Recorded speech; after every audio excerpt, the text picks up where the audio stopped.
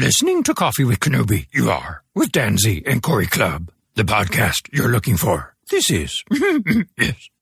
For an entire generation, people have experienced Star Wars the only way it's been possible, on the TV screen.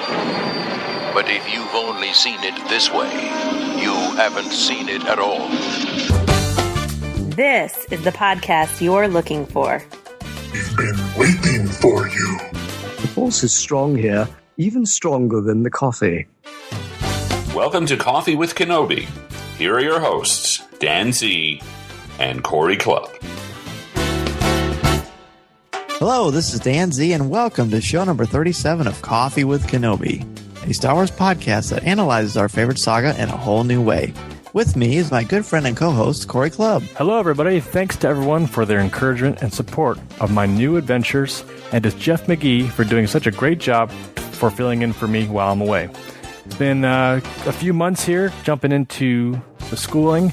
It's going very well. I was freeing up a lot of times. I got to thank Jeff for pitch hitting for us. He's doing a bang-up job so far. And thanks so much for everybody for supporting me for my new adventure and getting into this kind of new avenue in my life.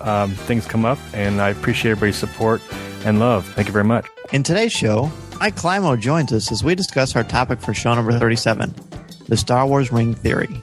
Mike's writing has inspired fascinating dialogue about the interconnectivity of the Star Wars films, and we sit down to have a cup of coffee with him and discuss what it tells us about George Lucas and storytelling. We also discuss Andy Serkis' role in The Force Awakens, Gary Whitta, Star Wars Reads, and discuss a Kickstarter program for R2-M5.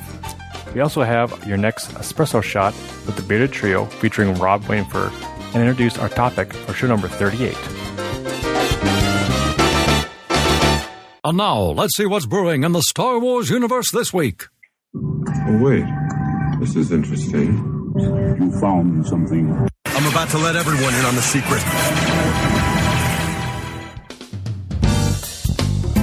For our first news story, we've got some pretty serious breaking news considering Andy Serkis' role in The Force Awakens. And Corey, at the time of this recording, you have not seen the news, have you? I haven't. I didn't get a chance to get online and check it out. You sent me a text earlier today and showing me that the story was out and debuted. And I thought, should I hold off for the show to kind of give us a first reaction conversation? You said, yeah, sure, go ahead. So here we go, folks. We're logging into coffeewithkenobi.com where the story is pulled up here. Oh, yeah. And originally this was in Vanity Fair.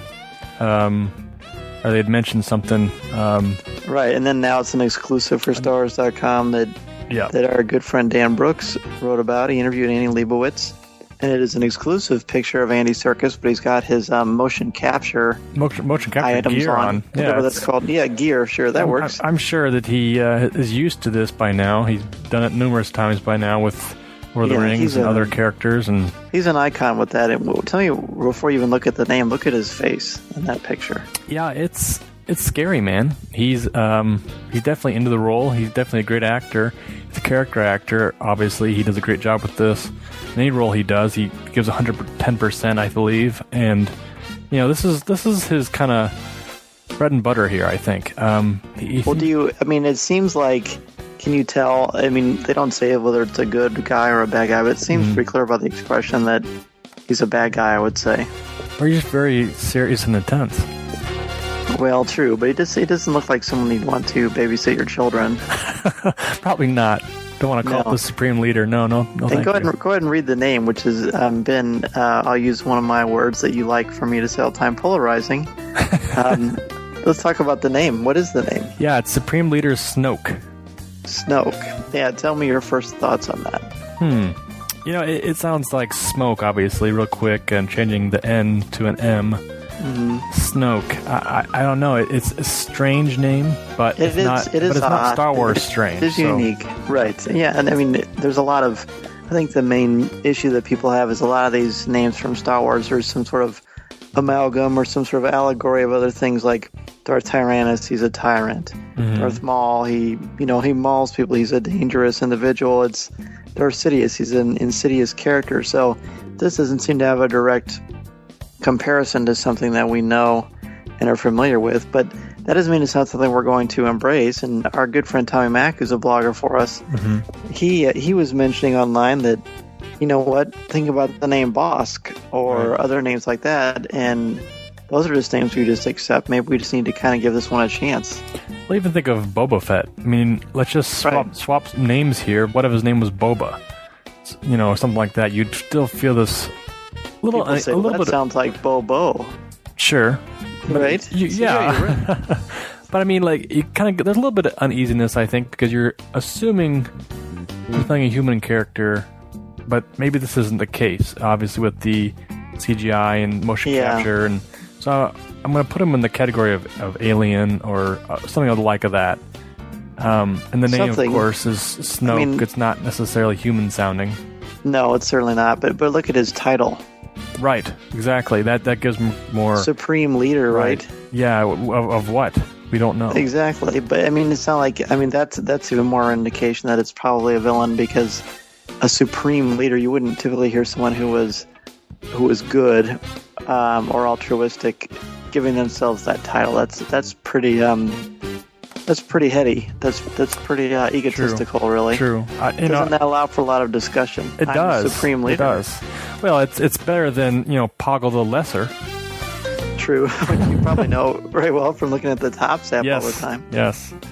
Yeah. So it's definitely interesting and one to throw into the bag of goodness here we get with Star Wars Episode 7, Force Awakens, along with these other great names we've kind of come to love, really. Kylo Ren was kind of a interesting name as well. That seems more Star Warsy, though, to me. Oh, you think so? I do. I don't know. When I heard the name, it just sounded like a name that had been in Star Wars lore forever. But Snoke does not. But that doesn't mean that it won't or it won't grow on us. So hopefully we will, as we learn more and more about this character and sit in the theaters and see what he is about, it will grow on us. And I have a pretty good feeling that it will. Yeah, Andy Serkis will definitely bring all he's got to this role, and I'm excited to see him on the screen and learn more about the character. Good times. The next news story comes in the form of Star Wars Rebels for the TV screen, coming out this fall. Summer, actually. Yeah, I was going to say, the summer is coming out with the premiere episode, and then the following episode to, I think it's midsummer. This summer we're going to be able to catch that. Which I haven't seen yet, surprisingly enough. Oh man, I can't wait. It has been so hard for me to wait for you to see that. Yeah, oh man, that's going to be fun. Well, they just keep getting more exciting, adding all kinds of brand new folks into the fold here as season 2 starts ramping up. Gary Whitta has been announced to writing an episode of Star Wars Rebels. So it's interesting because here we have Gary Whitta, the original writers of Star Wars Rogue One. Yeah, he did the first draft. Yeah, I don't know if he's looking just to branch out or add some mysteries, or I guess give us a taste of what he can do. Well, doesn't it make you think that this is, it must be connected? I mean, it's instantly my thought process is right? Yes, it's going to be connected, but that's what they want us to think. Well, of course. I mean, nothing through the PR of Lucasfilm was by accident. So true enough. It is encouraging that the story group is continuing to do all the things that we are enjoying and are excited about. And the fact that something that is going to happen in Rebels is related to the film, which makes sense because the timelines, they're right there. They're overlapping. So this is a great thing. It's cool to see that they're doing this. Really cool. Well, the other thing, too, is in the article we have on our webpage, it also notes that he did depart the production of Rogue One in January. So, he did complete the first draft, and I'm sure they've gone through it and made some changes and stuff like that. But it's nice to see he stayed on with Lucasfilm and is working in a different capacity. It's nice that he can be able to get his geek on with Star Wars and be able to, give in some foresight for Star Wars Rebels. And I don't know if it will connect or not. I mean, you said the first instant thought is, will it connect? I don't know. It'd be interesting to see. Our third news story is exciting. It's Star Wars Reads Day. It's it's coming out on 10/10 of 2015. Here's a fun fact for you, Corey, by the way, not related to Star Wars, but that is 10/10/10 is the day of our first date, my wife and I's first date. Wow. So we'll be celebrating it, through Star Wars Reads Day. You'll be reading books together. That's great. That's right. Exactly. So Star Wars Reads Day is back. It's the 4th annual installment. So far, there are no specifics about what's going to be going on, but we do know that last year it was such a huge event through libraries and schools and bookstores all over the country, in different parts of other countries as well.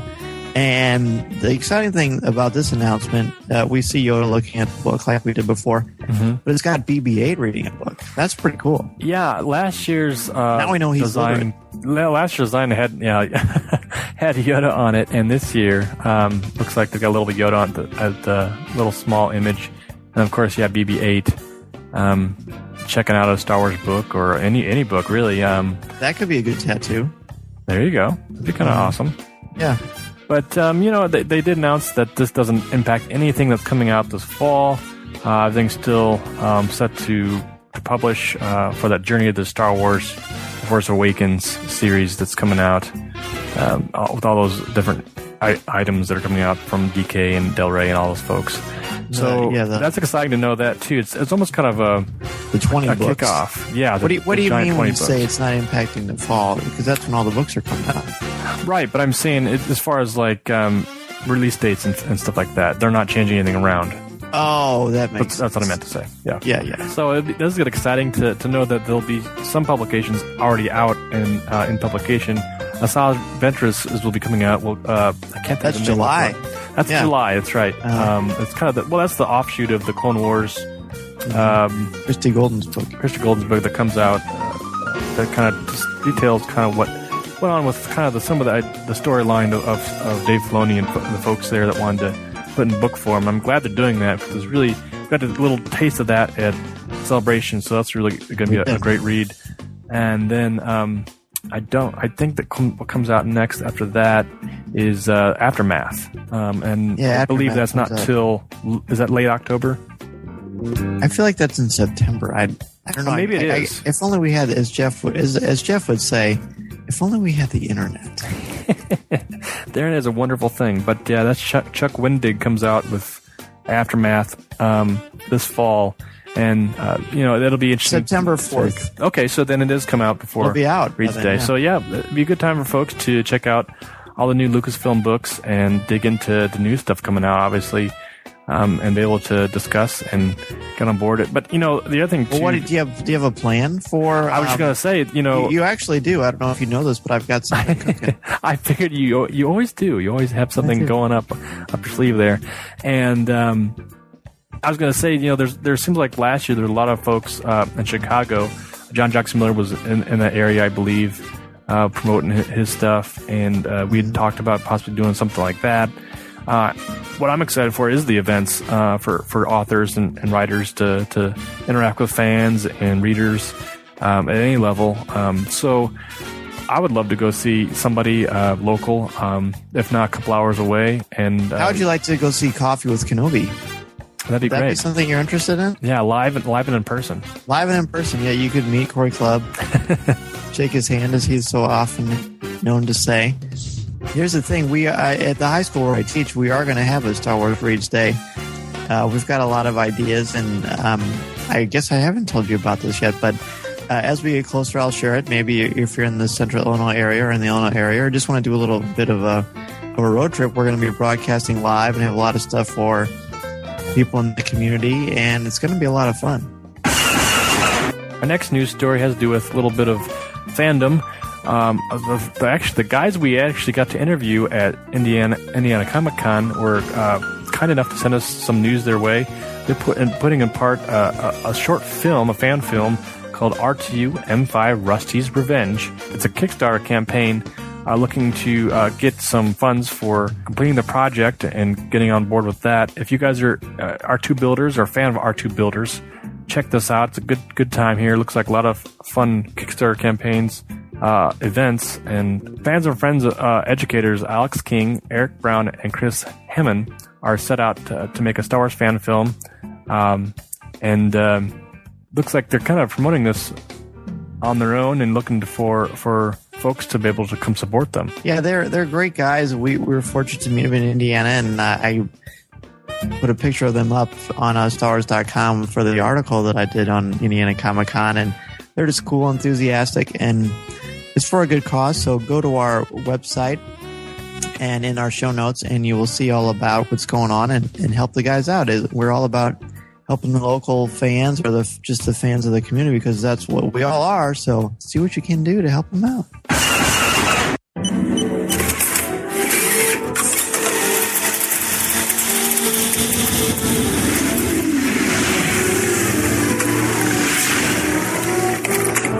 And now, your Espresso shot with the Bearded Trio. Hi everybody, it's Rob here from thebeardedtrio.com, bringing your latest Espresso shot with the Bearded Trio, all the latest news on Steven Spielberg, George Lucas, and John Williams. But first, let's do some Jurassic World news.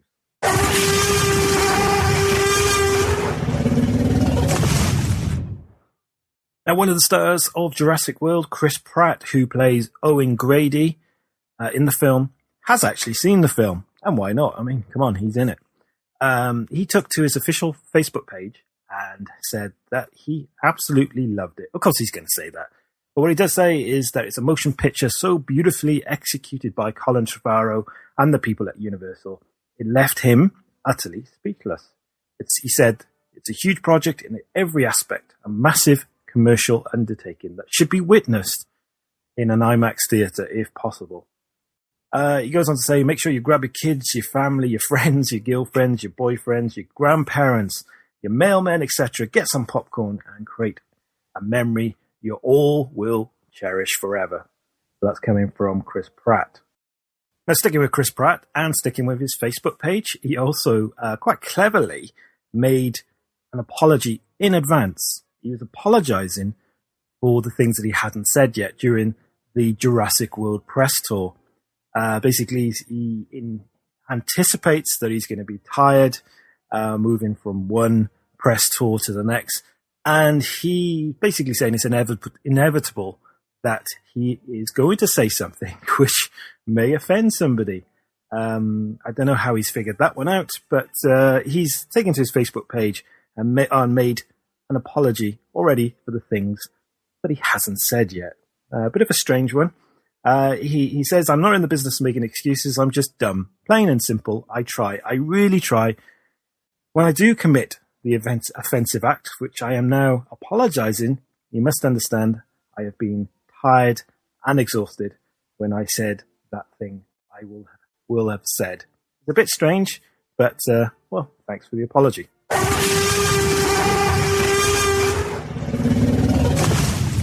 So as we know, Jurassic World will hit cinema screens on June the 12th. The soundtrack, however, will be available a few days earlier on June the 9th, and the track listing has already been revealed. Now, don't worry, there's no Phantom Menace style spoilers in the track listings, but we do get some juicy ones. You do get the standard track listings like Welcome to Jurassic World and the Jurassic World Suite right at the end, but we do get some juicy ones as well. For instance, we get track 16, Raptor Your Heart Out, track 15, Chasing the Dragons, and track 19, Our Rex is Bigger Than Your Rex. Now, does that give you a clue that maybe we'll see more than one T-Rex in the movie? Who knows? We'll all find out on June the 12th.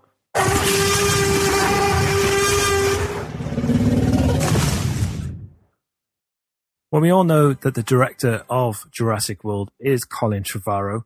Let's not forget the executive producer of the film, Steven Spielberg, who we all know, of course, directed Jurassic Park way back in 1993.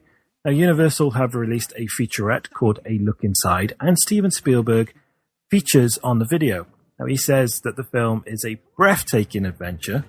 Also on the video is the very much missed Richard Attenborough. Take a listen to this clip. Welcome. Jurassic World.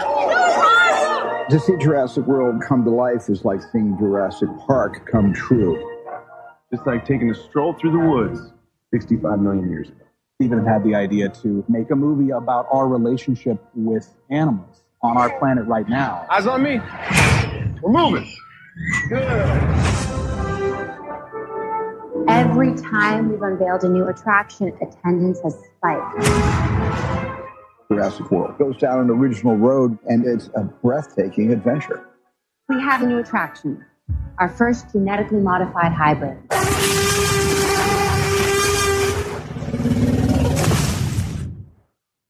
And moving away from Jurassic World very slightly and moving to Jurassic Park.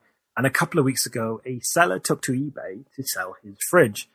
Now, the fridge was jam-packed full of game cartridges of Jurassic Park. Now, the formats were like Super Nintendo, Sega Genesis, Sega CD, Game Boy. But the fridge was just full of Jurassic Park games. He was asking $1,500 for it. One person asked, why are they in a fridge? To which he replied with the best answer, because that's the cool thing to do, and I like it. Now, my wife said, I don't understand the reference of having Jurassic Park games in a fridge. She did say, however, that if it was Indiana Jones, she would totally get it. I'd treat her well. I don't know. I'm making this up as I go. Now, Bruce Handy over at Vanity Fair is on a roll at the moment with some awesome interviews with the likes of Kathleen Kennedy and J.J. Abrams. He also interviewed John Williams and was asked what it's like working with J.J. Abrams. John Williams said in his own words that he's been told to just go and do your thing, which is very promising indeed. He also revealed that the soundtrack to The Force Awakens will include some of the original theme from the original Star Wars. He said, there are some scenes where we do make references to earlier thematic pieces. We haven't done it yet, but we're planning to do it. It's something that I think will seem very natural and right in the moments for which we've chosen to do these kinds of quotes. He also said there aren't many of them, but there are a few that I think are important and will seem very much a part of the fabric of the piece in a positive, constructive way. There we go. John Williams talking about more Star Wars music, which is coming. That's going to make it. Well, that just about wraps up the news. It's just a couple of short ones. Dwayne "The Rock" Johnson gets a letter from Steven Spielberg saying he's a fan. I'll put the link in the show notes so you can read the letter. Happy birthday to Industrial Light and Magic, 40 years. They put a video on their official YouTube channel, a 60-second video showing some of the magic that they've brought to movies over the last 40 years. And a musician writes a song all about Mark Hamill and The Force Awakens. I'll put all these links in the show notes. Thanks for listening, and I'll hand you back to the Coffee with Kenobi. Goodbye.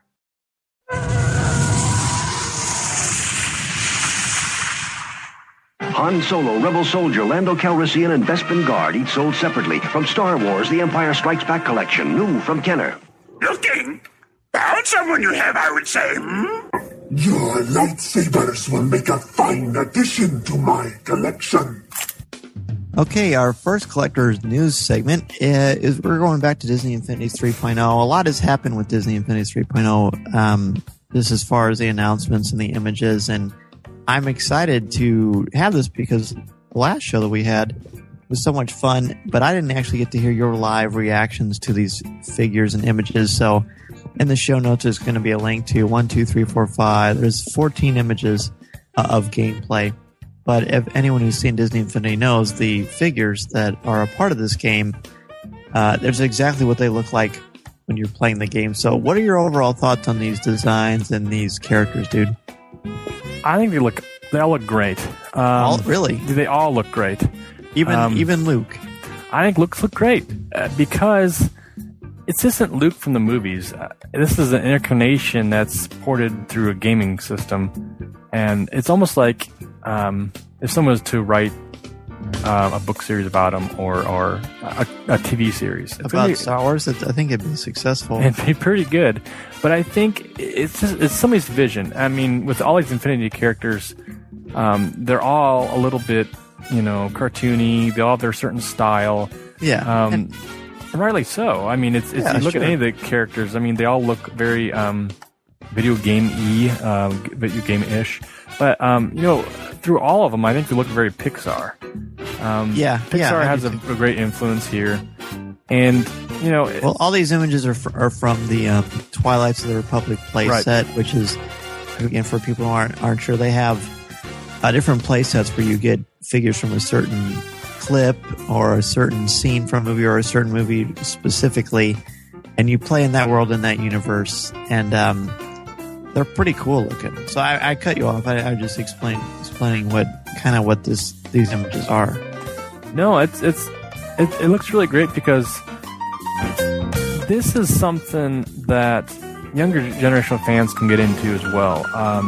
They're very family friendly looking. They look like a lot of fun. I don't have Disney Infinity, but this is a good reason to get it. Definitely something that my kids are excited about. They got excited about the Avengers one because all the characters were different there. But look back at those, and they're just as kind of shapely and oversized and disproportionate as the Star Wars characters. And that's kind of just the route they're kind of going with this. It is cool. So let's just put on your designer cap. Yeah. And we understand that this is the style they're going towards, but some of them are a bit more aesthetically pleasing than others. Would you say that's a fair statement? Yeah, that's fair. Sure. Okay, so which ones? We're a positive show. So what are the ones that you really like? I think the Han Solo looks good. I do too. That's cool. It does look a little bit like kind of like a play. It looks like Harrison Ford. Looks like Harrison Ford a little bit. It looks kind of like a play school figurine. But better. But my favorite one. Yeah. Is Ahsoka. Is it? I thought you were going to say Yoda. I don't know why. Ahsoka is cool. Yoda to me, okay, this Yoda can go anything. I mean, he looks good at any prequel, original trilogy, Clone Wars. Did we you and I talk about this at the barbecue a week ago? We actually might have. Yeah, but people didn't get to hear that. Well, they didn't, but that's just our daily lives. So that's true.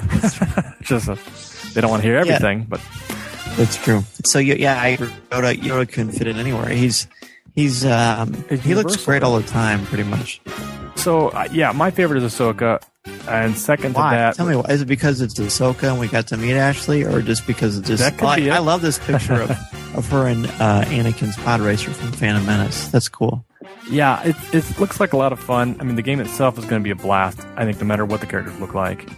Ahsoka looks great. I think Obi-Wan looks great. Yeah, he like does. I said, Han looks good. I mean, it looks cool. Do you agree with? Go ahead. I was going to say the one I don't like is Chewie. Yeah, the one I like the least is Luke, which is disappointing because I just don't think it looks like Mark Hamill at all. But it doesn't need to. Well, doesn't it? It does it? I mean, have you ever seen a picture of Luke that didn't remind you of Mark Hamill? If it didn't, would you like? Well, it does, but then. I mean, because the rest of them looks like a cartoon version of Carrie Fisher when she was 18 or 19. It looks like a cartoon version of Han Solo, of Harrison Ford. It definitely looks like the James Arnold Taylor / Ewan McGregor Obi-Wan, but the Hamill one just it's off. Hamill one it's better than I could do. It looks a little bit like the Power of the Force, kind of the. Oh yeah, I can see that. The sweeping hair, but it's very Pixar, very. I don't. Darth Maul doesn't look like Darth Maul to me. No, the Darth Maul one looks a bit. He doesn't look as cool as he did on screen. Mm-hmm. But then here's the comparison too, Dan. Yeah, I'm looking at Anakin now. Anakin character. Yeah, he looks like from Clone Wars, but he's a digital composition of Hayden Christensen from the movie. Yeah. So it doesn't look like Hayden Christensen. It looks like the Clone Wars Anakin. So when you look at Luke, it looks like a Clone Wars version of Luke or a Rebels version of Luke. See, that's why you're on the show. There you go. But that's the way we see it because Yoda looks good, Anakin looks good, Ahsoka looks good, Obi-Wan looks good. The other ones are going to compare to a real life portrayal of these characters. Even Chewie, a real life portrayal. We've seen Chewie in animated form as well, but we in Clone Wars, true. Right, but we compare it to the digital form, I guess you're going to call it that. Yeah. Vader looks like a vacuum. A vacuum cleaner? Yes. Are you being silly? Or are you really thinking? It does. Okay, his swoop around the back of his mask, the helmet piece. Wait a minute, what are you looking at?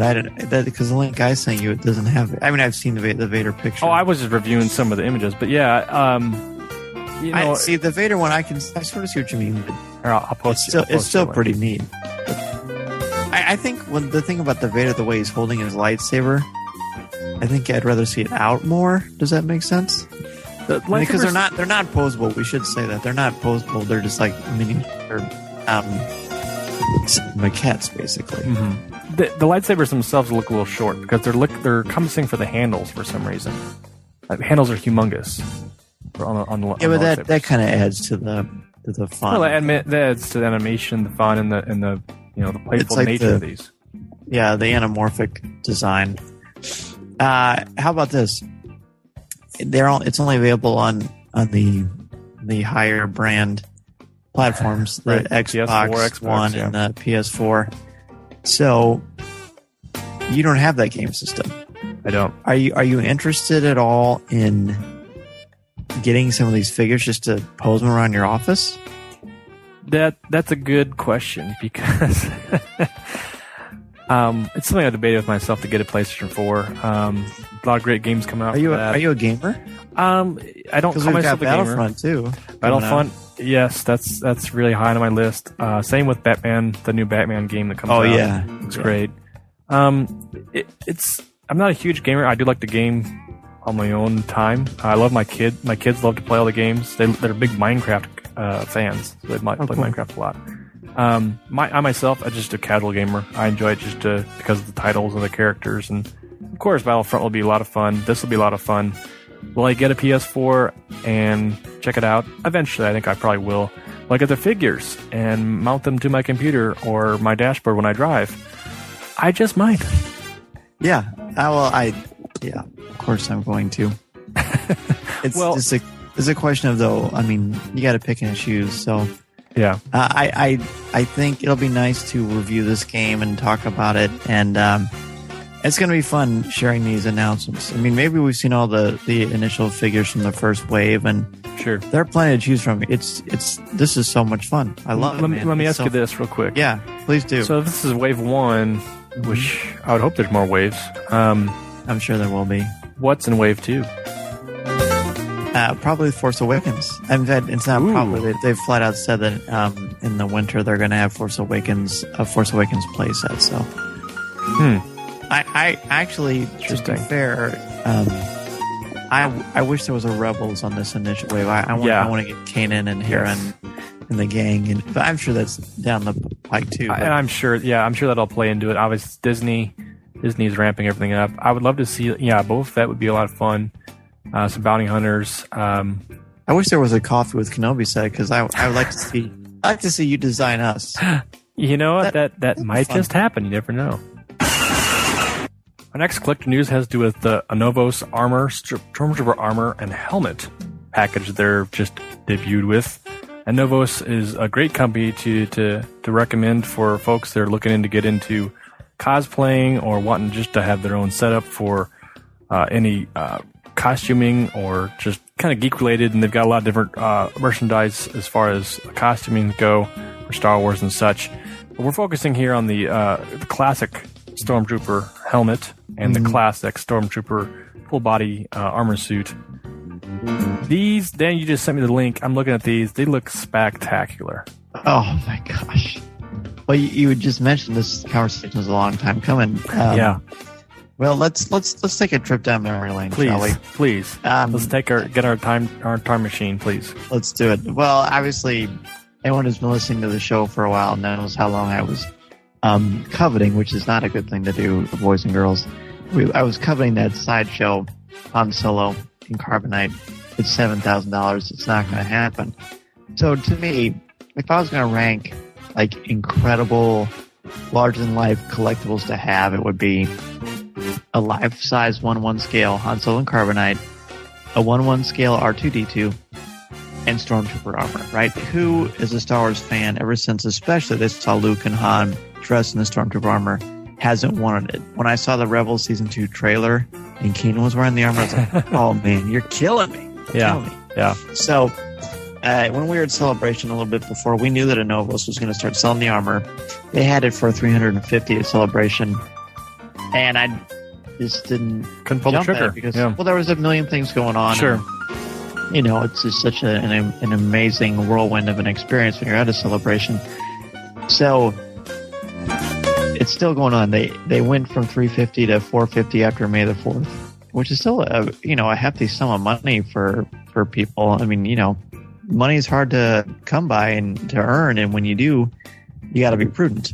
So I've been sort of doing this song and dance for a while, and for people who haven't seen it yet, the links in our notes. If you buy Stormtrooper armor, is something that the 501st has clearly been making and doing an incredible job with. But it's not like you can just go somewhere and buy Stormtrooper armor. And if you do, it's pretty expensive, right? I mean, even making it, Mark and the guys from the Midwest Garrison were telling us, it's over $1,000, Mm-hmm. Yeah, just to make it, yeah. So Anovos is like officially sanctioned to make it, and you mentioned that, they have a lot of stuff. They've got Imperial officer costumes, they've got Rebels stuff, they've got Battlestar Galactica stuff, Star Trek, Ender's Game. And they have the helmets. They like the Vader helmet, the AT-AT helmet, the TIE Fighter helmet. But now they've got the entire armor. If you buy the entire thing, it's $1,450, and it's completely assembled. It's ready to go. The big question that people keep asking is it 501st approved? And honestly, they haven't actually come out and said yet, but they haven't said no. So to me, I mean, what is that to you? Don't you think that means it's probably going to be okay? I think that they're working out the kinks. It could be. I mean, I would hope so. I would hope that everybody can kind of Marcus be in Doran agreement. talked with Celebration, who's a great fan of the show too, and just a good guy. With the best Stormtrooper armor I've ever seen live, by the way. Wow. He said that he thinks it's probably... I mean, he seemed optimistic. He didn't say yes or no. I mean, he's not a spokesman for the 501st. He's a spokesman for Marcus. But he seemed to think favorably of it, and I do. So I'm babbling because I'm excited, Corey. Why? Because if you click on the link and you click on Star Wars' complete ensemble, 1,450, that's hefty. Yes, if you scroll down, kit with completed helmet, it's $450. And what that means is the helmet comes ready to wear, ready to roll, ready to pose and display. The armor's in pieces, but you can put it together. And the kit itself, it comes with the armor pieces, the helmet, the blaster holster, and the equipment belt, the gloves, the neck seal, the zip bag, the two-piece arming suit with the long-sleeve jacket and the pants where you can attach the armor pieces to it. And it's designed to fit somewhere between 5'8" to 6 feet tall. So that's what the kit has. Okay. For the armor itself, you have to get the trim and clean up and do the physical assembly. It comes with instructions, but it comes with the webbing suit underneath for you to mount everything together. And I don't really know how this works, but that's why we're very blessed. Thanks to your son's awesome birthday party from a few years ago, we know some of the guys locally from the 501st and graciously offered to help us put these together. So, Corey, I'm going to do it, man. I'm getting Pull the trigger. Yeah. So, Dan, I got to know, too, it's something like this is a big decision for you. Yeah, it was. It took me like a month, seriously. No, but I think longer than that because the mindset has to be there. It's always been in your mind. It's just this has been a good opportunity to come, obviously that Anovos, has us to offer to fans and folks that want to, go with this package deal. Right. It's something. I was telling my wife about it actually, about how you want to get the Stormtrooper armor, and she thought, she was kind of like, oh wow, that's really what's this whole hog there. I thought no, I can completely agree with this because as a fan, this is one of those things that are like the top of your list. Yeah, it really is. And if that's at the top of your list, you should get it and be something that you can display or wear and just hug it and do whatever you need to do with it. Because I'm going to see it. I'm going to try it on it as well. It probably won't fit me, but well, yeah, you're like 10 feet taller than me, as they say. Yes. It's something that you've always wanted, so it's something that you should be able to obviously put together and get. I'm excited for you. I'm excited to see it, and even just looking at this myself, I was looking at the first link you sent was just the helmet alone. It looks fantastic.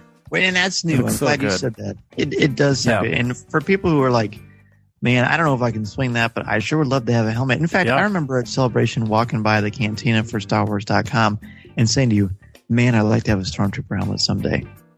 Okay, you can, if you look at our link in our show notes, you can click on the helmet and you can get the kit for $100. A ready-to-wear completed is $175.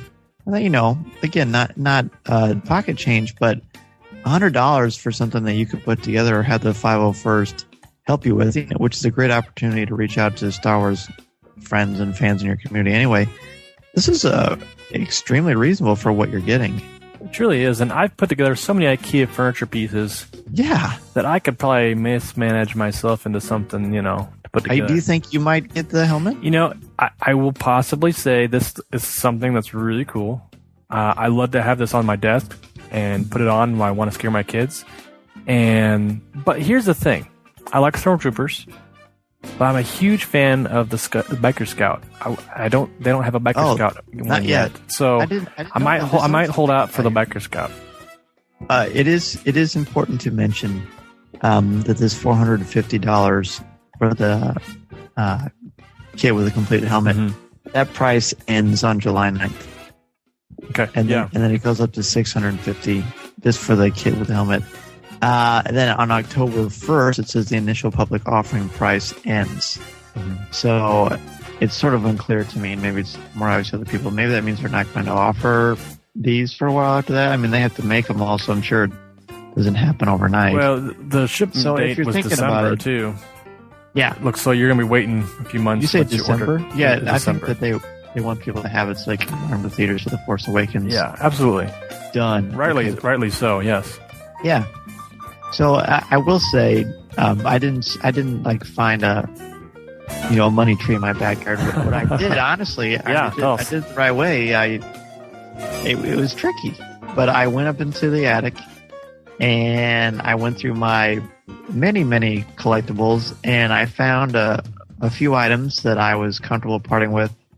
Although to sell my Power of the Force Millennium Falcon in box, that was sort of hard for me, to be honest. Sure. Whether that's just a part of it or not. It's just something. I love the Falcon. I can get it back eventually.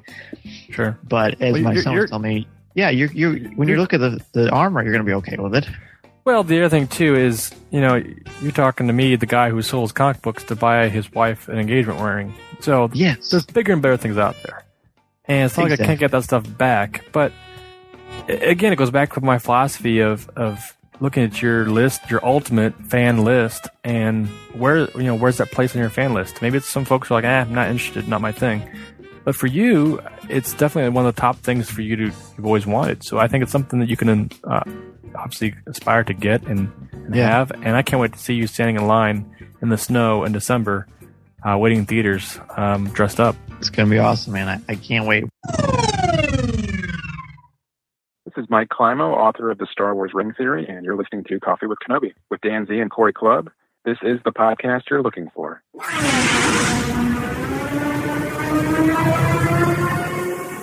Luke, you're going to find that many of the truths we cling to depend greatly on our own point of view. I must be allowed to speak. You've taken your first step into a larger world. Our topic for show number 37 is the Star Wars Ring Theory. What is your opinion of the Ring Theory and how the two trilogies are connected? What connections are the most prevalent, and how does this add to the canvas of Star Wars? And what is ring composition, and how does it enhance storytelling? Joining us to discuss the Star Wars Ring Theory is the author of the Ring Theory, Mike Klimo. Mike's research has revealed a fascinating new way to examine the Star Wars films in awesome detail. You may find yourself looking at the films as well as storytelling in a whole new way. Welcome, Mike. Hi. How are you guys doing? We're doing fantastic. It's such a pleasure to finally speak with you. I know we've been trying to schedule this for a while, and celebrations sure got in the way, but we're excited to finally have this happen. And what you've done with the Ring Theory is just so fascinating. And we're really curious here at Coffee with Kenobi. What inspired you to write your essay? First, just thanks for having me on. I know I've been talking with you for so long. This is fantastic to finally be able to talk with you guys in person. I'm actually wearing the shirt in honor of talking to you guys. That's so good. What inspired me? Well, kind of a roundabout way. I was, originally I had planned on doing kind of a series of essays. I wanted to kind of tackle, what I think are some misconceptions about, Star Wars in general and the prequels in particular. I was going to tackle, things like dialogue or the acting style in the pictures, or, the fact that they were always, primarily intended for young people and those kinds of things. And as I was doing a lot of research for those essays, a lot of it was taking screenshots, of the films and kind of looking at them, just taking a closer look at them. And as I was doing that, I mean, we were all kind of familiar with, the kind of the rhymes that take place between, let's say, The Phantom Menace and A New Hope, and Clones and Empire, and Sith and Jedi. But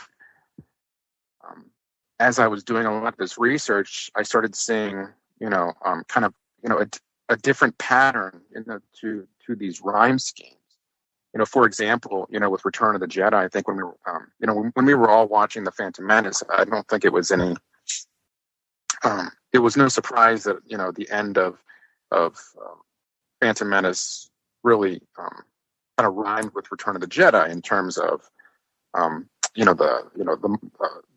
the multiple battles taking place and the way that was done. But as I started taking a closer look at The Phantom Menace, I started seeing things, the beginning of the picture, clearly reflected that of Return of the Jedi. And suddenly then the middle of the picture, with the speeder bike chase, and then, clearly reflected that of the pod race. And then so I thought, well, that's interesting. I mean, the beginnings match up, and, the middles are kind of similar, and the ends match up. And then I broke it down even further. You go into, you kind of just do kind of a script breakdown for, listeners who are familiar with screenwriting. And you break it up into its 3 acts, and then you start breaking it down into sequences and scenes and down to plot points. And then you start to see, wow, there's a whole lot going on here. And then I noticed that it wasn't just plot points. It was, it was camera shots. It was the way that the actors were being blocked in a scene. It was the use of color. It was, it was every possible detail you could think of. And I thought, well, this is really fascinating. There's something going on here. This is, this isn't, just kind of, haphazardly rhyming, different scenes with another picture. So I went on to the next picture, and Attack of the Clones, and started looking into that, and then I went into Sith and looked into that, and I realized that there was this other rhyme scheme going on. And at that point, I thought, okay, now there's something going on here. I'm going to shelve these other essays I'm working on, and I really think I need to look into this and try to figure out, what's going on. Because Lucas has always talked about, rhyming the pictures and, kind of thinking about it as like a musical composition and kind of playing the song, playing the same song, but changing, the arrangement, the instrumentation.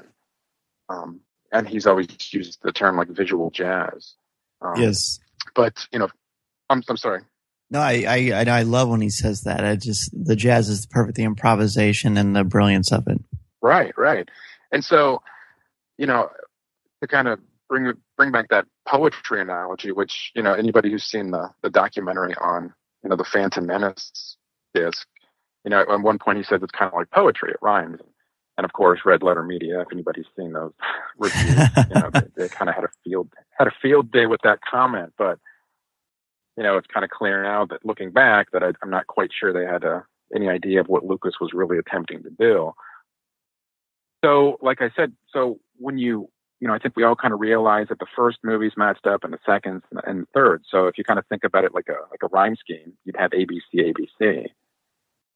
But the more that I looked at the movies, I mean, really just doing essentially kind of a cinema and just kind of a straight up film analysis, script breakdowns, and looking at the structure and the way that the plot flows through all the movies. And suddenly you see that, well, wait a second. If you look under the hood, The Phantom Menace more closely resembles Return of the Jedi. And Clones, yeah, it still closely resembles Empire, but not at all like we thought. and Revenge of the Sith clearly follows the structure of A New Hope. So then suddenly the rhyme scheme isn't ABC, ABC. It's ABC, CBA. That, if anybody's familiar with the figure of speech called chiasmus, that's essentially what chiasmus is. If everyone, the way that I describe it in the piece is kind of using that old JFK. Ask not what your country can do for you. Ask not what. Right. And so that's, that is a rhetorical device called chiasmus. And so ring composition is essentially just kind of a blown out version of that. So like I said, then I kind of had to quickly switch gears and do a little bit more research on that. I knew a little bit about chiasmus back from my college days. But the more that I dug into it, and I learned of a book by the social anthropologist named Mary Douglas, who it's called Thinking in Circles, and she really kind of outlined this whole idea of ring composition and how it's been used, all throughout, history, from, in ancient China to the Bible. So this is so fascinating. And so let's ask this before we get more specific about certain comparisons. What came first for you, your love of the ring theory, or just kind of enjoying the films and thinking about, hey, there's some connections here. How can I explore this further? I mean, I've always loved Star Wars. I don't think anybody who knows me, that's no surprise. And I've always appreciated, the mythological underpinnings that Lucas, has always talked about, that he put in there. So, when I started, I think, discovering some more of these connections and the fact that there might be this kind of overarching pattern to them, I really became fascinated just simply from a storytelling perspective, because I wasn't sure exactly what he was doing. And like I said, I wasn't even really familiar with what ring composition itself was. I mean, I was familiar with the rhetorical device of chiasmus, but when that gets blown up into this, this larger, more complex version of ring composition, I mean, when I started learning about that, and suddenly, I became really excited, because as I was learning about that, it became clear that this was precisely what Lucas was doing. So,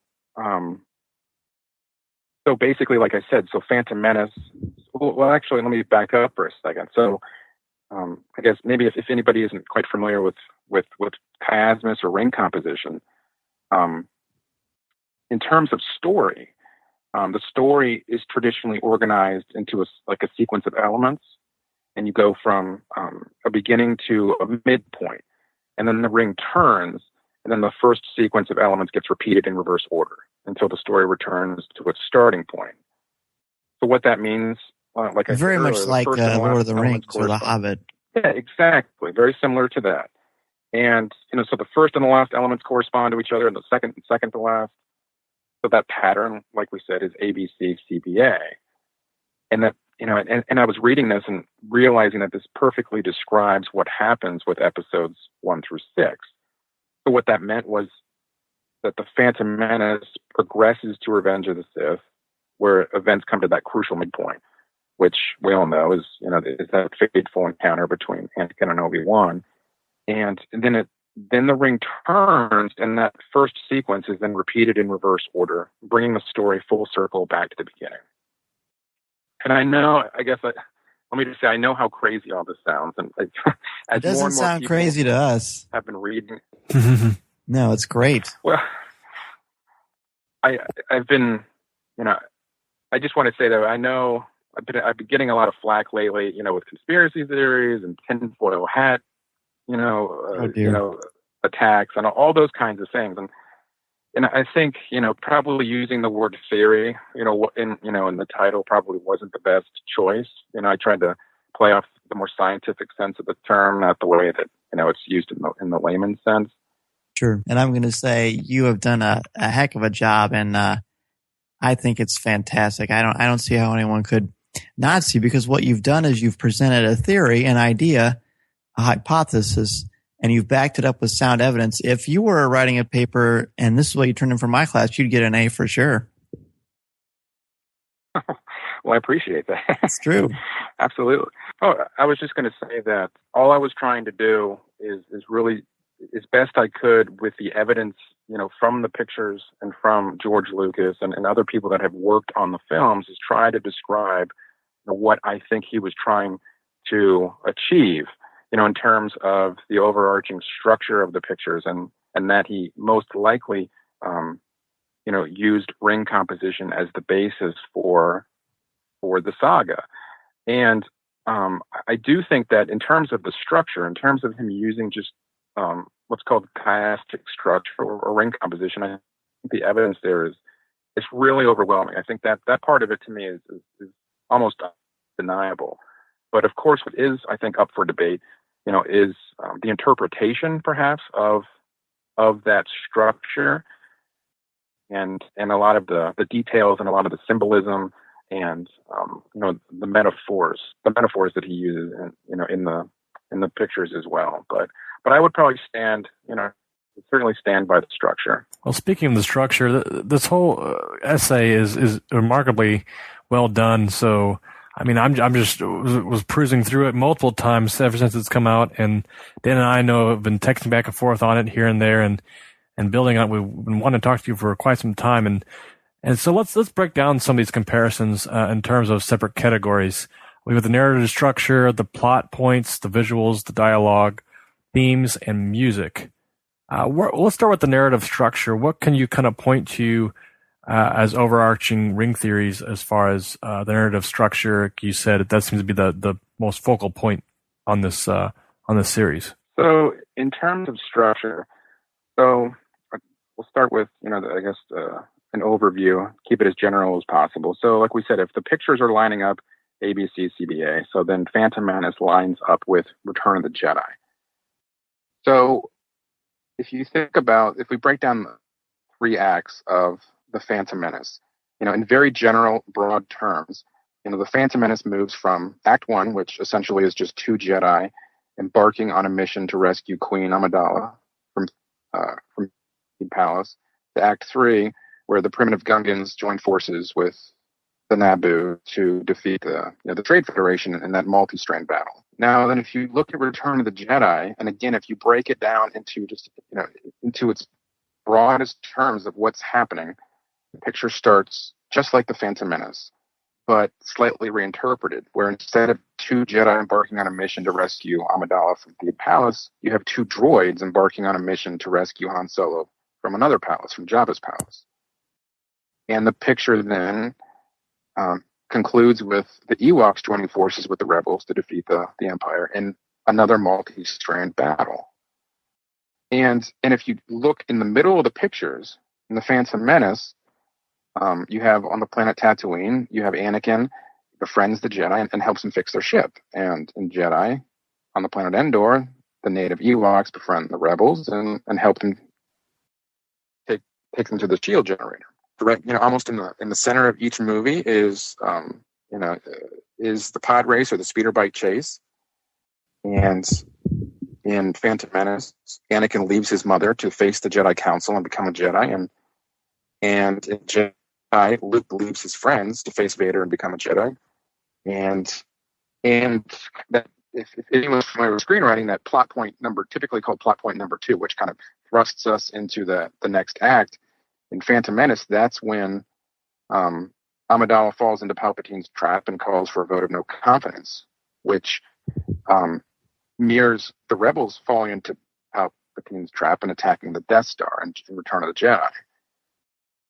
I mean, so if you start to look at it, stand back and just look at the narrative structure of each picture, you see that the beginnings match, the middles match, and the ends match.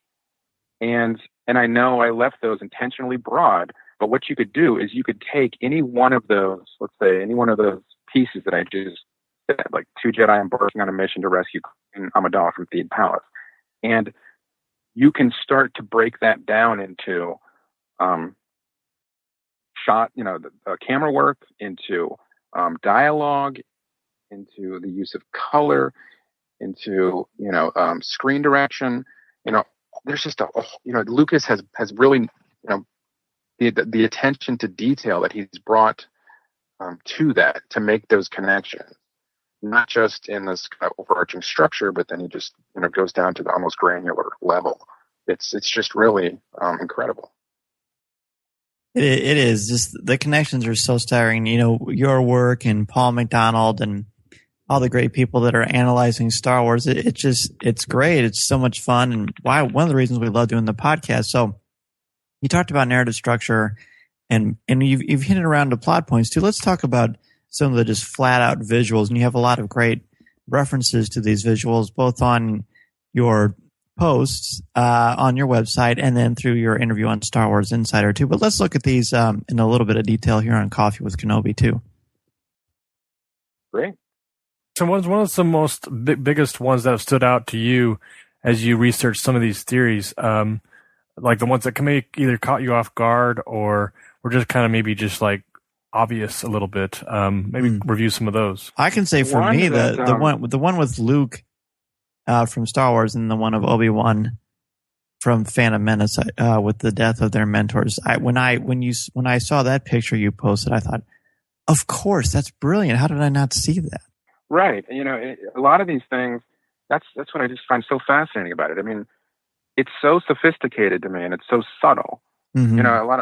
We always forget, that Lucas talks about how he's a very visual filmmaker. He looks at these pictures more like silent movies, right? They're just, he's telling the story visually with musical accompaniment. And when I start looking at all these echoes, I mean, it's amazing that it didn't overtake the narrative to me. Like, because I feel the same way that you do, where you kind of stood back and thought, wow, that's, how did I miss this? It seems so obvious now. And it's so perfect. But yet, as you're watching these movies, it's nothing that it doesn't really, overburden the story. It doesn't become this main focal point, which I just find fascinating. But, I mean, if you take a closer look at the end of, let's say, we'll go back to Phantom Menace and Return of the Jedi in this kind of multi-strand battle. I mean, at one point you have this technologically advanced society versus the more primitive people, relatively speaking, of course, and you see imagery of the Gungans firing, a very similar weapon that the Ewoks do. You see, a Sith falling down a deep chasm to his death, just like Palpatine does. You see, like you said, a slain Jedi being cradled near the edge of this bottomless pit. When Luke cradles Vader and Obi-Wan cradles Qui-Gon. And the compositions are the same. Sometimes they're, almost reflections of each other. Sometimes they're almost synonymous. And there was a funeral pyre, of course, at the end of both pictures. Sure. And those are very, very similar.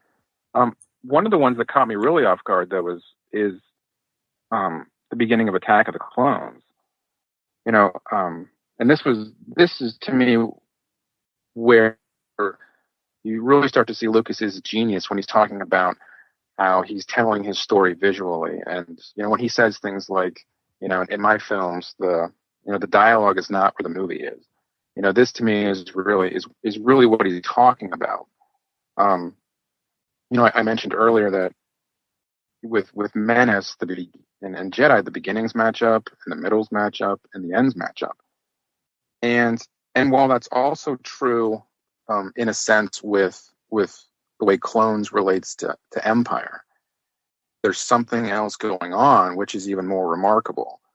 And it totally stumbled upon this by accident, but if you take a really close look at what's happening at the opening of Clones, you have the large Naboo cruiser and 3 escort ships, are slowly descending into the capital of Coruscant.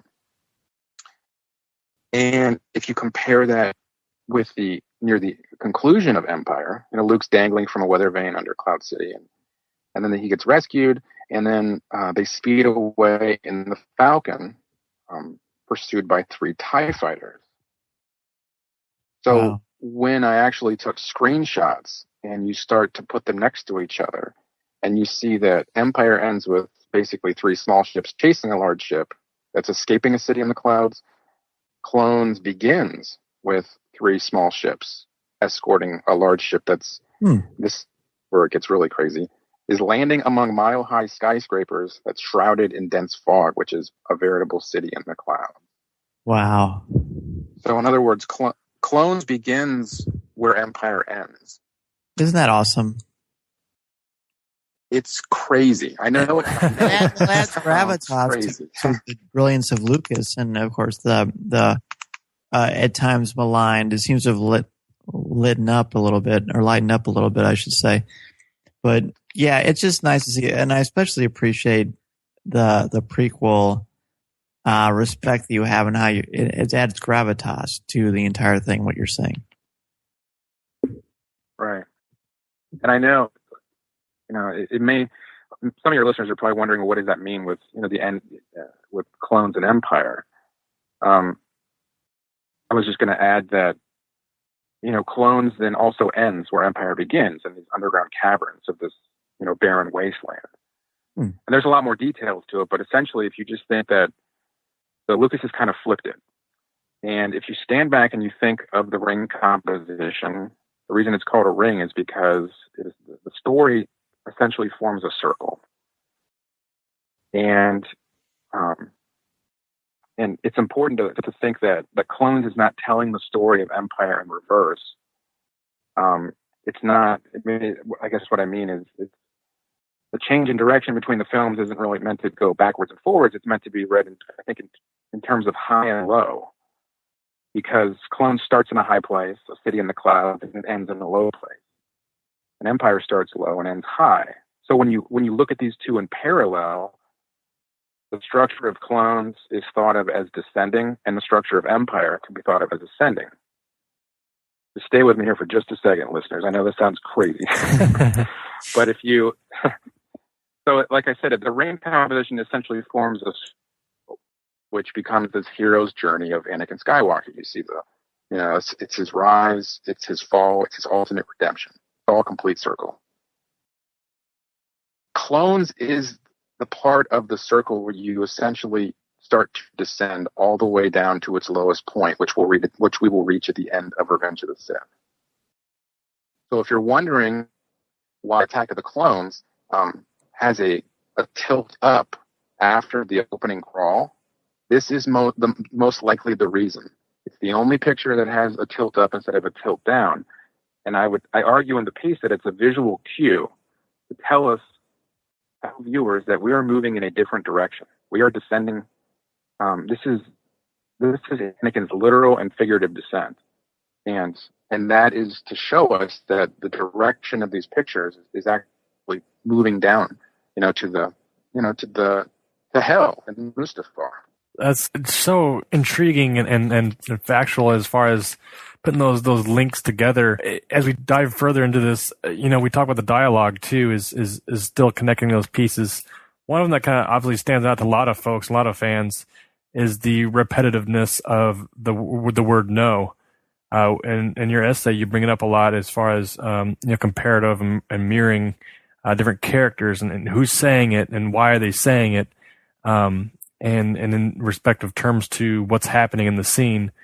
So let's talk about a little about the dialogue for some of the, maybe some of the big ones that stood out to you, and maybe some ones that took you by surprise. Honestly, one of the biggest surprises was towards the beginning, which helped kind of uncover this pattern. Was one of the first lines, one of the first lines of the picture of Phantom Menace is, "I've got a bad feeling about this." And at first, I think a lot of us just thought it was just fan service, right?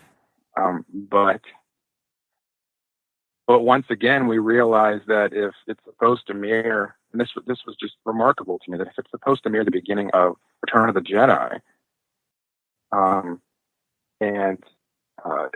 then I had forgotten that one of the first things C-3PO says when he enters Jabba's palace is, "I've got a bad feeling about this." So again, it was just kind of an audio cue to line up, where we are in the ring. And it was just really remarkable to me. And I know, like I said, I know it does sound crazy when you take a lot of these things out in isolation. It's easy to say, well, you're just reading too much into it. And, I really don't think that's what was the intention, but that's just one of many, and as you go through the essay, like we've said, it's just, there's a lot going on in each little part of each movie. Sure. I think you're in really good company here at Coffee with Kenobi, because our listeners love to analyze and dive deeper and use rhetoric and analysis to talk about Star Wars. So we love what you're saying. Let's talk a little bit about the themes too. What are some of the overarching themes that connect even more clearly because of the ring theory?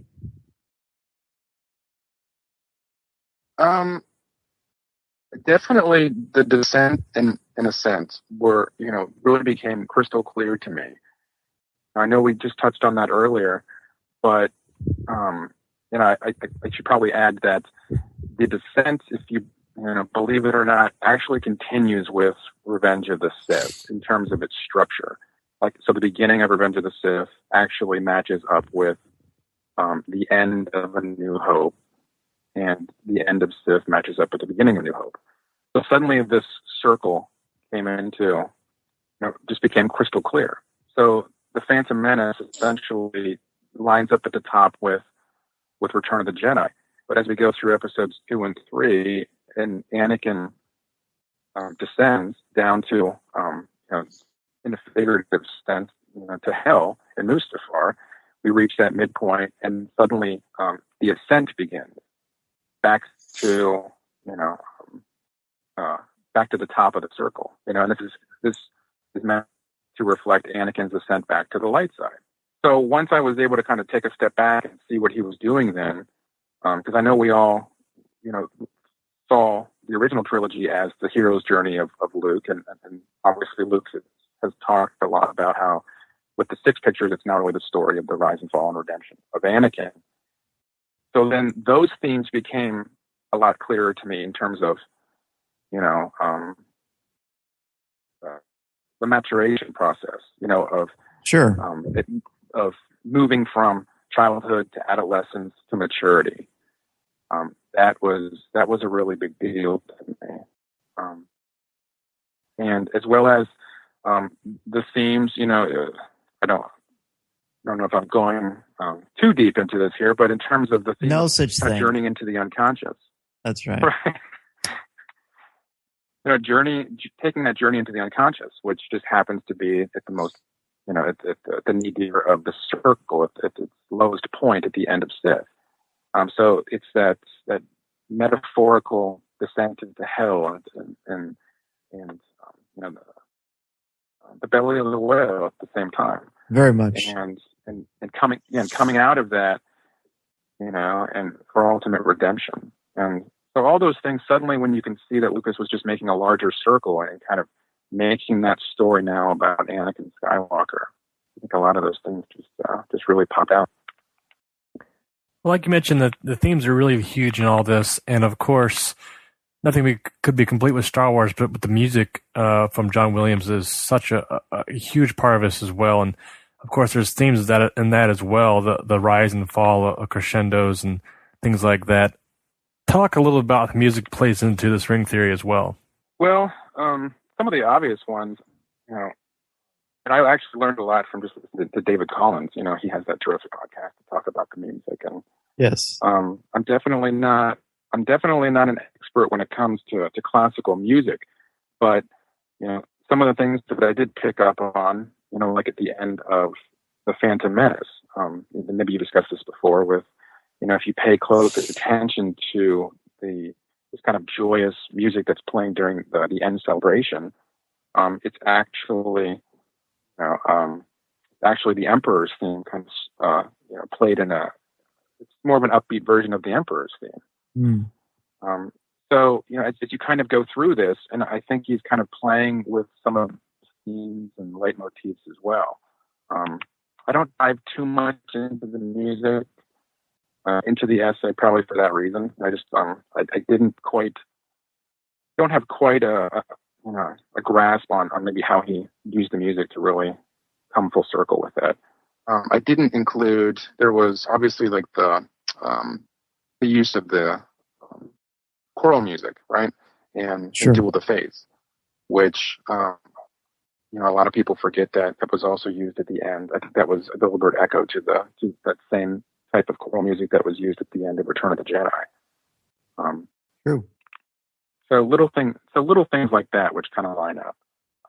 This is such a huge piece of article and such a great breakdown you've got here with this. It's just hard to sometimes wrap your mind around, and you can kind of go a little crazy sometimes. I'm curious to know just how long it took you to put this piece together, and you know, how many times did you watch the movies? Tell me about it, going crazy. Yeah. I've actually never seen the movie. No. It took, believe it or not, it took about 2 years to put this together. So, yeah, it was quite the undertaking, and you know, my wife will never let me forget that. Well, let's just go back as this is a ring theory conversation. Let's go back to the beginning. And for you, what does the ring composition teach us as an audience about storytelling and the power of storytelling? Well, I always come back to, you know, Lucas's intent with this, I think from the very beginning, you know, or close to the beginning, was to consciously set out to make a modern myth, you know, to tell an old story in a new way. And this really helps drive that home to me. I think, when I always think of, and it's such an enormous question, because, you know, on the one hand, you know, he's constantly reminding us that it's the modern myth.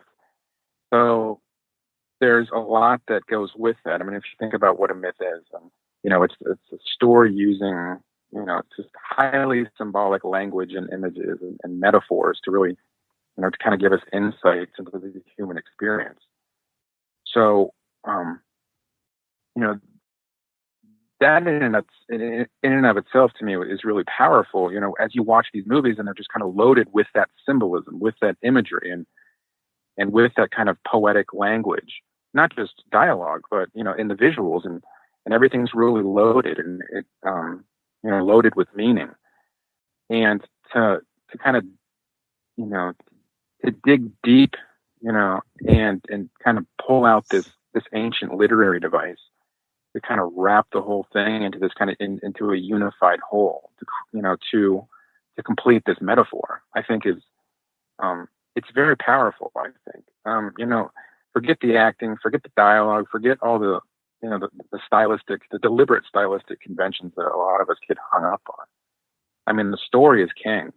And if you take a step back and just look at, you know, what the story is telling us, you know, from the birth, you know, to the death of Anakin Skywalker, it's really powerful. And the way that it's structured now is just, you know, it just opens up, you know, some very profound things, I think, with the movies. So, Mike, happening next is episode 7, The Force Awakens. Oh, how exciting. Do you have any...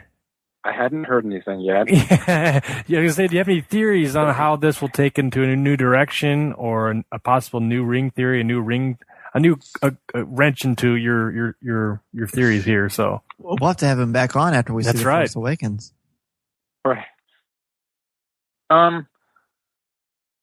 I don't know. I mean, to be quite honest, you know, I was really excited when, you know, I guess I don't know. I haven't been following it enough to know exactly to what extent they're still going with Lucas's script treatments. Sure. I know I've heard that they were completely thrown out. You know, I've heard that they're still keeping the overall, you know, framework.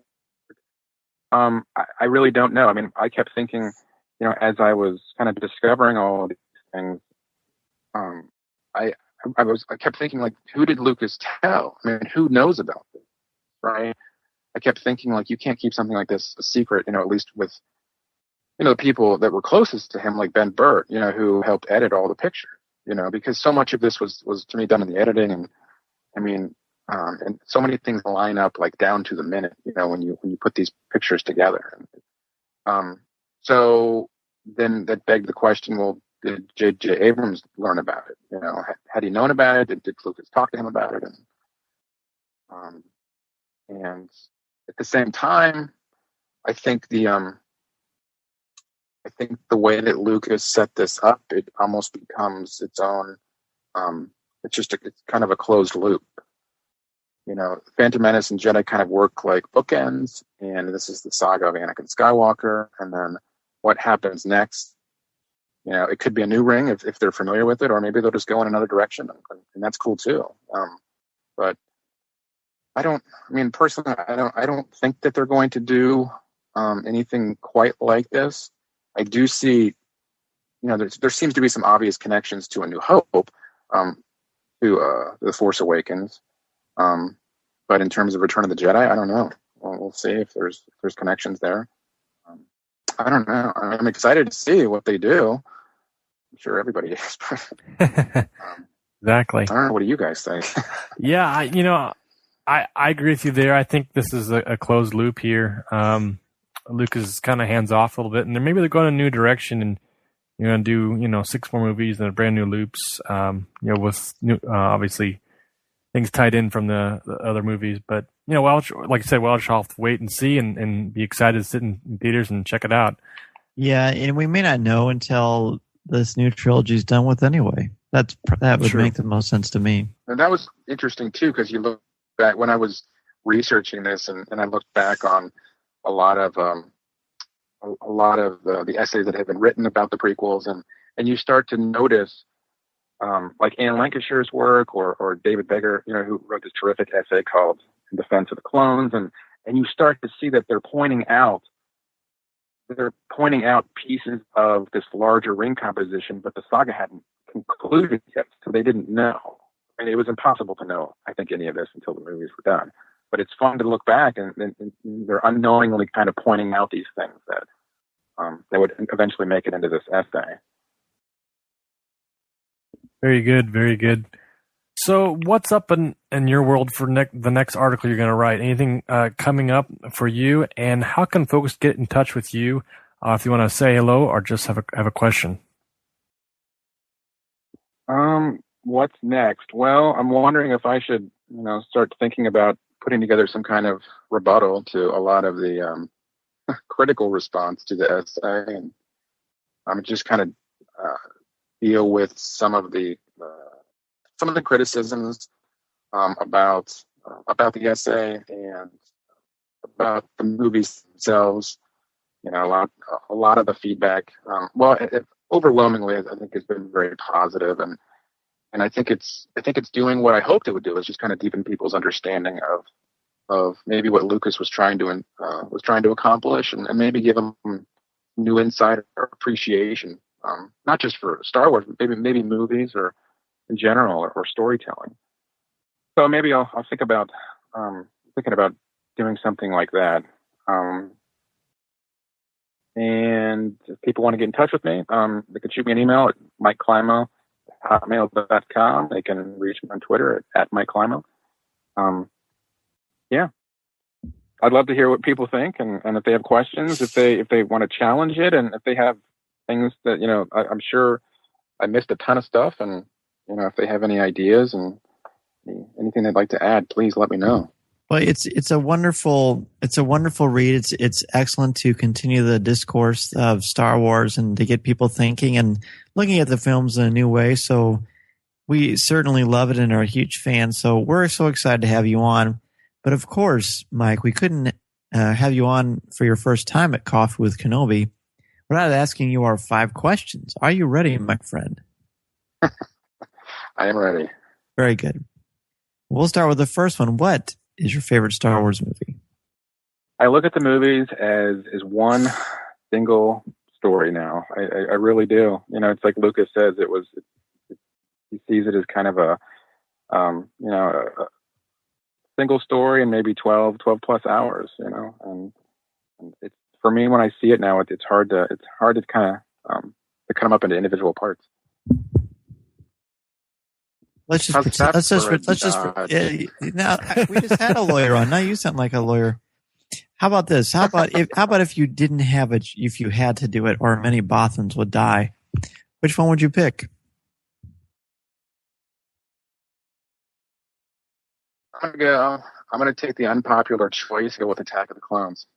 Oh wow! I think it's just a massively underrated, underappreciated film.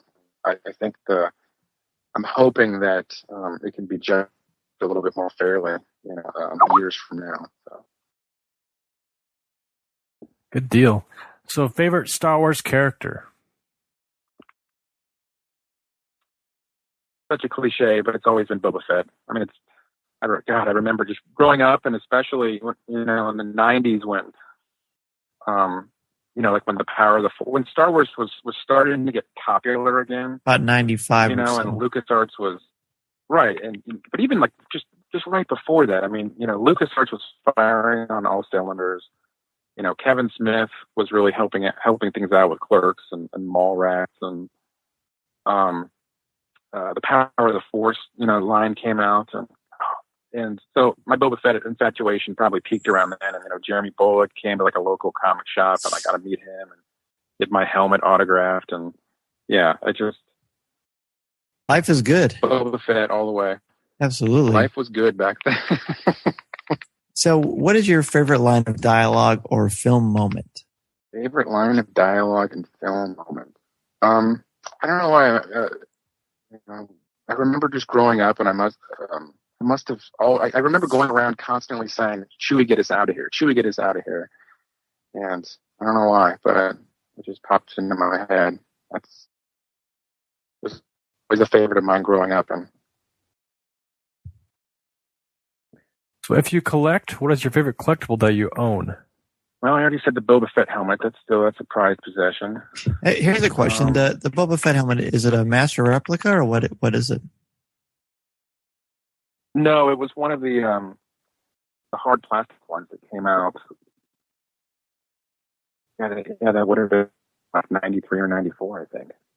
I'm trying to think of the 90s. I can't remember. Yeah, I can't remember. Was it... I think I got it. Was it the Jawa Trader? Was the back on the Insider? Yes, they showed you everything that you could get, like their own little catalog, sort of.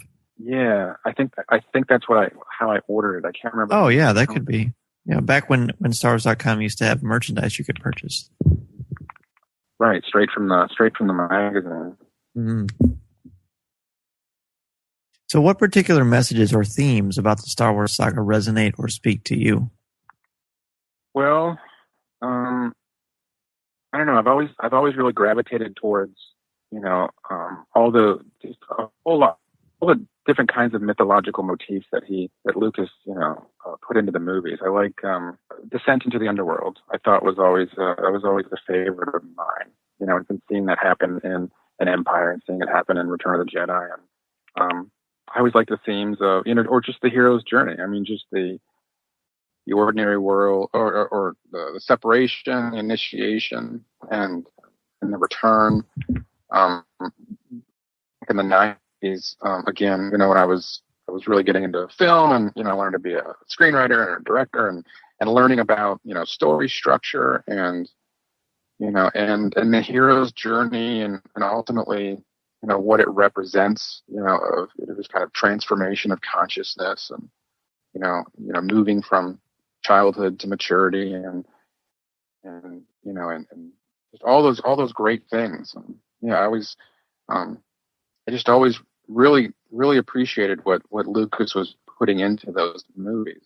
It's I think I said that to the Insider. It was like, growing up, it works on so many different levels, right? Because you watch Star Wars and on its surface, it's this terrific action adventure movie. It's told in the mode of Saturday matinee serials, and there's lots of, there's spaceships and aliens and laser swords, but as I got older and I got into, different areas of interest, and then you go back to the movies and you start to see, what's really going on under the hood. And it's like, wow, there's a whole lot going on here. And especially with the themes of, compassion and redemption.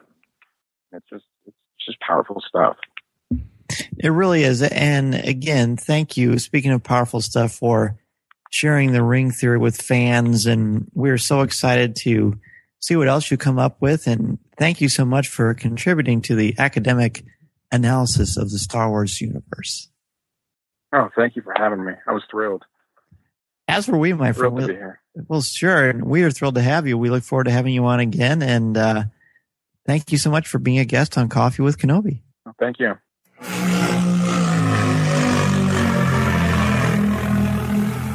Our topic for show number 38 is Revenge of the Sith. Scott Murray of Assembly of Geeks returns as we continue our analysis in the reverse chronological order of the 6 existing Star Wars films. How does Revenge of the Sith add to the Star Wars mythos? What are some of the more intriguing themes contained in the film? What did you think of the fall of Anakin? And did Padme's death seem plausible? In 300 words or less, be sure to send us an email or MP3 with your thoughts, comments, questions, and opinions to feedback@coffeewithkenobi.com. I like the sound of that.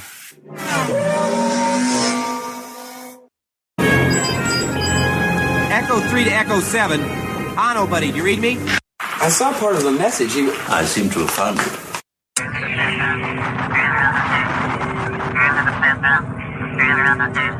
Our first email comes from Sean Grubbs, and he writes, "Hi, guys. I've really been enjoying all the Celebration podcasts and just finished the 100th episode. My wife and I did fly there from Canada and attended Saturday only. It was my first con anything, and I was amazed that there were so many people that shared my passion for a galaxy far, far away. We found it very busy and crowded and spent most of our time in lines, but met and talked to some really cool people. I'd hoped to attend some of the shows, but opted to get in line for a Carrie Fisher autograph, as my wise wife asked me, 'What do you really want to go home with?' She reminded me that I could buy toys at home. It was really nice to meet someone that has been larger than life all these years. Anyway, I did feel that I missed a lot of what was going on, so it has given me great pleasure to listen to your guys' adventures.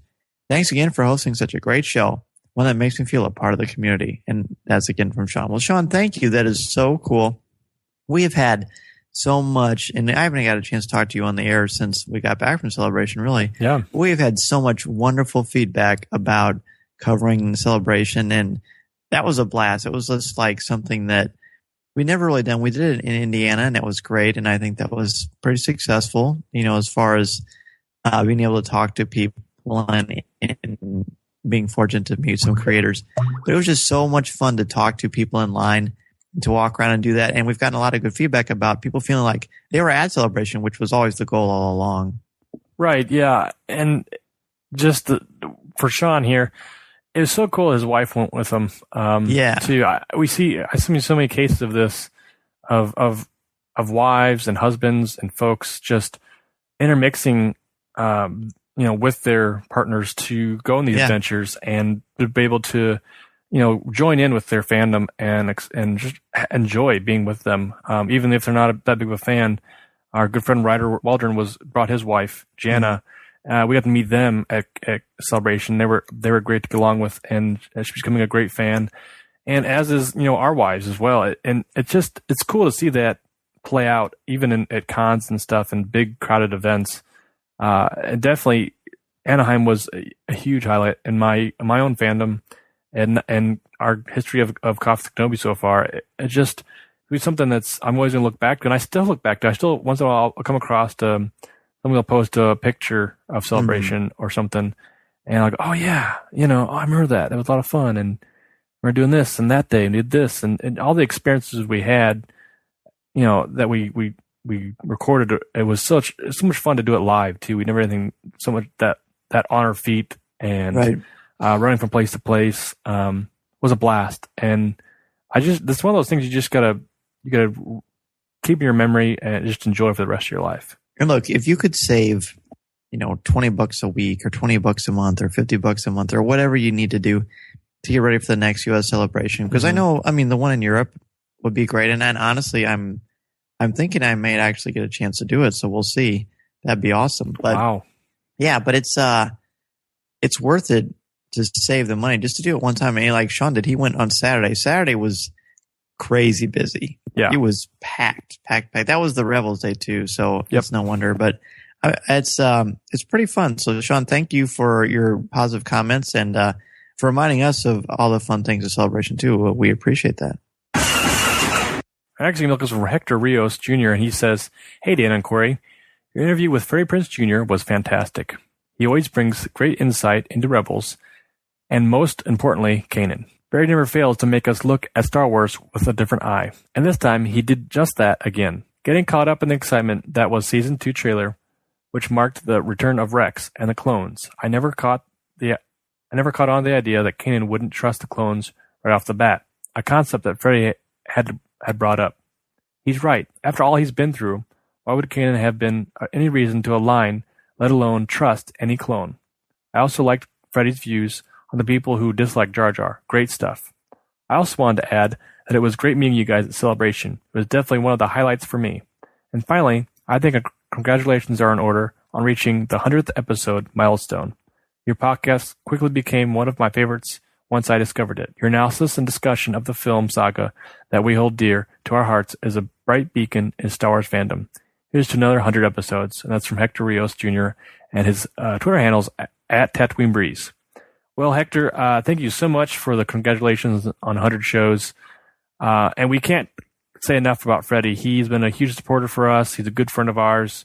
And he always has excellent insights into the Star Wars saga, and always has some kind of glimmer of something we hadn't thought about. And that we love hearing that stuff from fans and actors and friends, just discovering and exploring Star Wars in its own right in any capacity.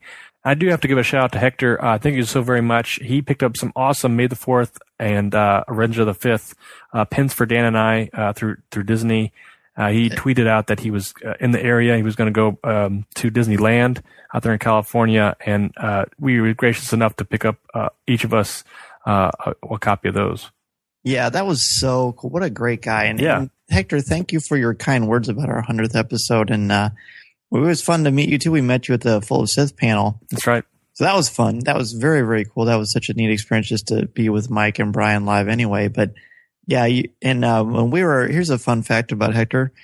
When we were in line for Pirates of the Caribbean, we were DMing him back and forth trying to meet up with him, but it didn't work out. But fortunately, we did get to meet him on Saturday, so that was fun. Thank you again, Hector, for doing that and sending those our way. We really appreciate it, my friend. I will say too, we just talked in the previous email about Celebration, and he's bringing up stuff about Celebration and meeting us. It's just things like that, stories like that, emails like that folks send us, little messages and stuff like that. Just gets me excited to be a Star Wars fan all over again. It's so much fun to be able to interact with people we've met, and have kind of got back into our regular routine now, back into our normal days, and we can kind of say, we have got friends that we have met face to face and shook hands with each other and hung out and had a good time, and so it's fun to interact again online with them. And honestly, don't you feel like it's just as exciting to me that I get to meet Hector? Oh, absolutely. Paul Lindbergh or these guys that we run into and gals, and it's thrilling for me because to me they're very much as big a Star Wars celebrity as anyone else would see at Celebration because they're talking about it online. That's to me that was so much. That was the best part. It was definitely.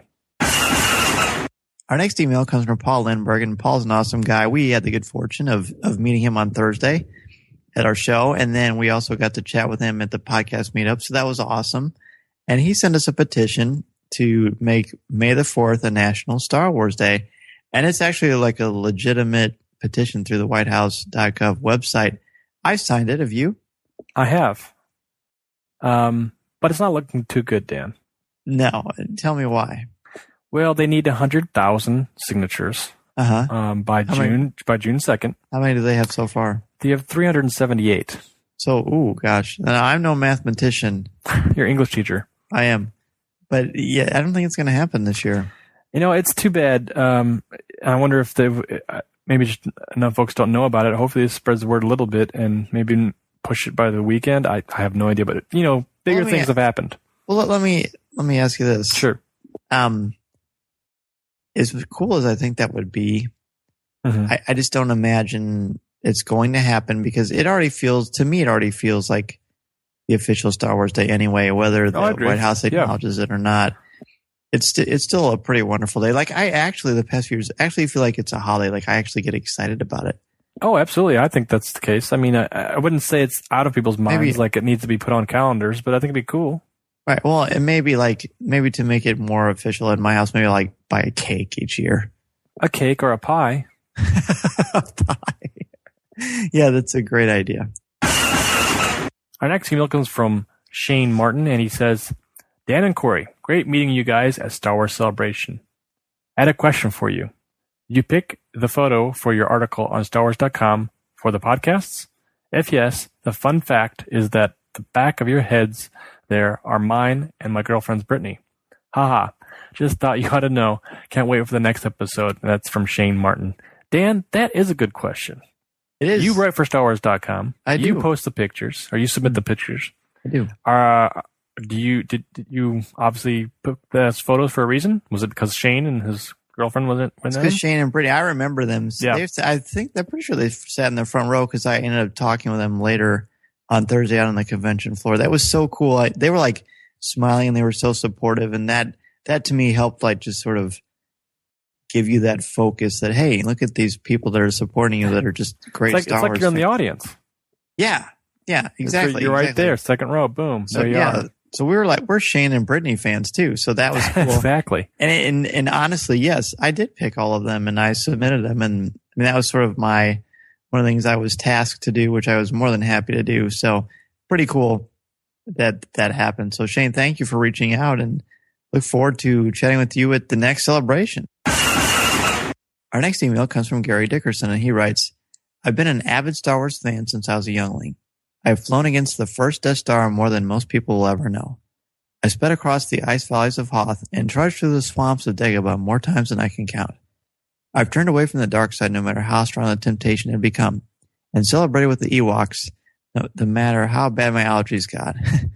Anyway, I was just curious, if there was ever a chance to be a guest on the show somehow via Skype, I'll be down for it if you guys do that sort of thing. I feel that I could offer good opinions and strong insights, but mostly I would get to talk Star Wars. Thanks. And that's Gary Dickerson. Well, Gary, a great question, one that we get fairly frequently. And this is typically what I tell people. We'd love to have everybody on. There's only so much bandwidth, and we're very fortunate that we've got a lot of listeners, and we want that to continue to grow. And we want you to be a part of the show, whether it's through an email or an MP3. And yes, could you be on the show sometime? You bet you could. Just keep on reaching out and chatting with us, and we would love to do it, whether it's a Rebels Reactions or for a little segment. And actually, we've got some pretty exciting things coming fairly soon that we're not going to talk about just yet until we've got everything taken care of. But that may be part of the answer to your question as well. I mean, what do you think? This is a strong possibility for anybody to come on. Dan, I do have some things brewing. Pardon the pun, but it's weird because our scheduling flip-flops around every once in a while, and it's we want, like you said, we want to have everybody on. Contact us. Let us know what you want to do. We'll put it in the books. We'll put you a pencil in somewhere and try to get to it. Right now, our schedule is pretty full through the summertime. I know, and Rebels coming up, and doing interviews and such. So, but anything can happen. So I would definitely reach out to us, shoot us an email. And we're accepting like we put a lot of guests. We have our regular amazing bloggers, of course, but we have a lot of guest bloggers that submit stuff. So you can certainly, anybody who wants to submit a guest blog, we'll certainly look at it and see if we can fit it in, because that would be pretty cool. I mean, we like seeing everybody's responses, and I mean, it's not like we ever turn people away. I mean, as long as you can write a coherent sentence and use paragraphs, I think you're in really good shape. So yes, we would be honored, Gary, to hear from you and have you on. So keep on reaching out, my friend. And it always helps when people give topics that they want to look at too. I think that makes a big difference. Sure. Yeah. No, I think I agree with all that. And again, we don't want to turn anybody away. We certainly won't. We want to. It's not really a question of if, but it's more like when can we make it work on our schedules? Yeah. So again, keep reaching out to Twitter and Facebook and email and such like that. And always write in. We will write in or throw in a MP3 and we'll play those and discuss them. So it's a good way too. Our next email comes from Chris Cape, and he says, "Hello, gentlemen at Coffee with Kenobi. First, I'd like to thank you for all you do for Star Wars fans out there. It really means a lot to me that you have an online community of Star Wars fans to share with your adventure with. The last 2 years, I've been deep in the EU and find that Star Wars fuels my creativity like great music does. Thank you, thank you, thank you." He goes on to say, "Last year, I released a 10-track project for a free download, and it was a success. This year, I'm working on a material for a new album and also several single-track releases. The idea with the new album is to start making a cache with the music. And while that's all good, I feel that there's a specific track that I really want to just give out to the Star Wars community to listen to and download for free. Star Wars and its community has meant so much to me that I'd love to contribute in a way I know how. Here's the final version, link and artwork. Thank you again for your positive support. It means so much." And he's got a link here from his SoundCloud connection. And the song is called Mark Hamill Can Handle. He's got a hashtag there. Was released back on May 27th, a couple days ago, of this recording. And that's chriscape.com, and his Twitter handle is @chriscapeblog. You guys can follow him there. We'll go ahead and play the song, Dan. All right, here we go. Geek me all knowing box sets stay open May 4th. I'm hoping Luke gonna be hot as before, 'cause Red looks hardcore and I don't want Sith running the galaxy.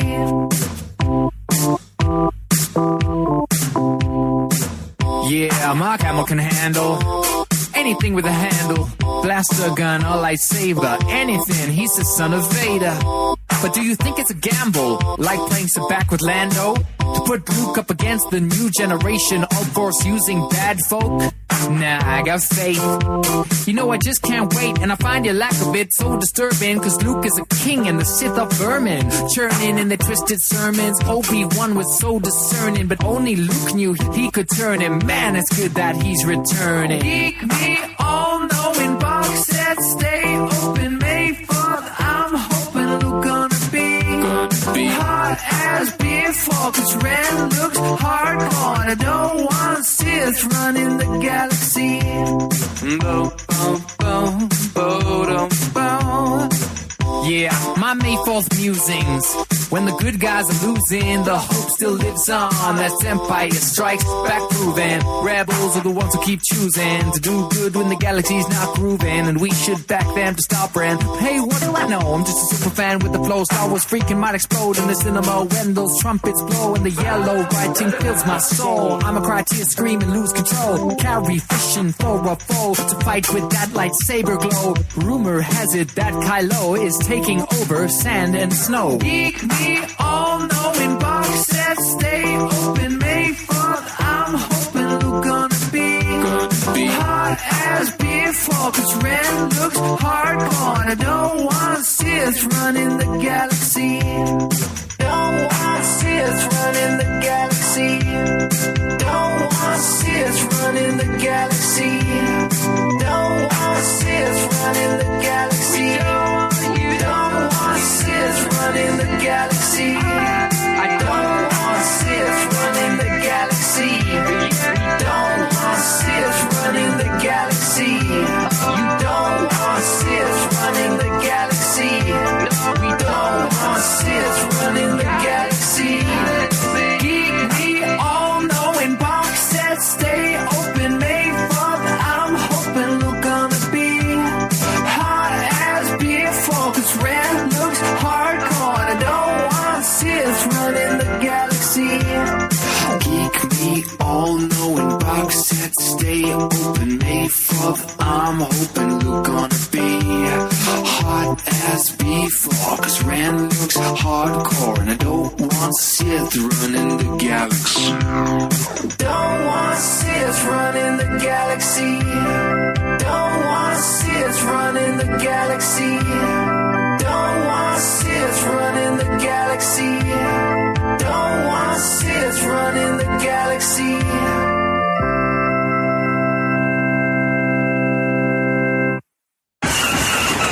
Our last email comes from Chris Lingard, and he writes, "Hey guys, great podcast as usual. one of the better Star Wars podcasts out there. I'm glad I took the time to listen to all the shows from the beginning, but after 4 months, I am completely up to date with you guys. Wow. That's a side note. That's impressive. That's impressive. Thank you. Thank you. Thanks for sticking with us too, my friend. Yeah, right. Some of those early shows are. So, Chris, you're going to like this. You're going to like this because I like them. They're fun. Yeah. And, Chris is going to bring up Darth Maul. We seem to have a lot of people when they revisit our catalog, they always come to the Darth Maul show, so that's cool. So here's what he says. I had another weird thought today that also has to do with Darth Maul. Darth Maul is one of the meanest looking villains in all the Star Wars universe. It's just too bad that he had to be killed off in the first movie. Yes, I know he came back in Clone Wars and it is canon, but it's still just not the same. What can we do to the prequels to make them just a little bit better? That question is easy. We can still have Maul get cut in half at the end of Episode 1, so that the first movie has a definitive ending such as Episode 4 have. However, the rest of the prequels should have Maul as a General Grievous character. Now, Grievous was an evil character, but with an actual Sith Lord under the mask would have made the story more interesting. However, that brings up the subject of the Rule of Two and Count Dooku. While I think seeing Dooku head of Ventress, I think Sidious can have someone else on his side as well. Keep up the good work, and that's again from Chris. Well, thank you again, Chris. What do you think, man? Yeah, it seems like everybody kind of wants the people had a hard time when Maul. When Maul was cut in half and kind of went off to garbage land. We didn't know he'd come back in Clone Wars. No, I think he's kind of done. He was kind of done justice there. I think he'd give him a second life. You knew he couldn't survive because there was no Darth Maul in Star Wars in A New Hope. As far as we know, since he's come back, they really haven't given his character a conclusion. Right. It seems to me like he's obviously a fan favorite. A lot of folks like him. Yeah. And I like him. I think he's really great. I love him. He's almost like he and Boba Fett are kind of their own little fan groups. Yeah. Yeah. I say team Boba Fett, team Darth Maul. Well, they're just like the mystery villain. It's not the main villain, but they are a major villain, and they have people that just love them. Yeah. Yeah. It's interesting to me because they build up so much fandom that it does build into things that folks want to see them survive and go on. I think that makes it rich for the character itself. For to see folks want to know what the end game is or what went on afterwards, and we might still get some of that stuff. We'll never know. I just think things are still moving. The gears are still working at Lucasfilm. Maybe not with Mommy. Maybe Maul's story is all kind of done with and wrapped up in that comic series, but. Well, at the end of Son of Dathomir, he gets away, but he's still very much alive. Right. He's still out there as far as what we know, like you said. I think changing the prequels, making him a General Grievous character, would have been interesting. I think would have been. I don't know. It's interesting to think about having him go on to move into that type of character. But I think Grievous was there for a reason. Same with Dooku and all the folks. We just got talking about the ring theory and how things kind of interchange and are all kind of the same and comes back to itself. So I think Lucas knew what he was doing when he kind of put an end to Maul in Episode 1, and he had him kind of go off into garbage land, like I said. So it's all meant for a reason. In what are you gonna say? Is garbage land canon? It is in my mind. Oh, I see. You've got your own canon. Yes, it's Corey's canon. CC, there you go. But I will say, Chris, if you've not picked up Darth Maul Lockdown, I'd highly recommend that. Absolutely. It's an excellent book. I know it's not canon, but it is an excellent book. It's a lot of fun. Definitely see Maul in his height of his power and coming to some great storylines, some really a lot of fun action and a lot of fun. So check it out, and thanks for the email. Chewie, get us out of here!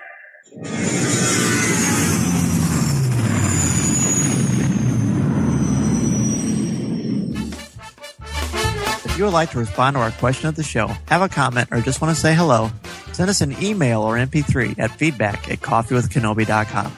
Or if you have a specific question or comment for either of us individually, Email us at danz@coffeewithkenobi.com or coryc@coffeewithkenobi.com, or visit us at coffeewithkenobi.com and click on the Contact Us section, or comment on one of the stories featured on the site.